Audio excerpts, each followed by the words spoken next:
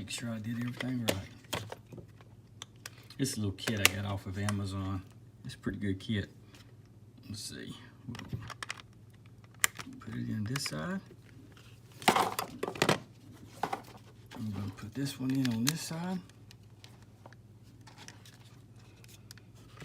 And it'll tell you. It's testing it right now. And it looks like everything's good. If one was wrong, it would tell you. But you gotta start all over anyway. You can't just go in there and pick those two out and fix them, or 3 or 4, however many you've done wrong. But take your time, make sure your color chart is on B. You wanna go with that color chart. And thanks for watching.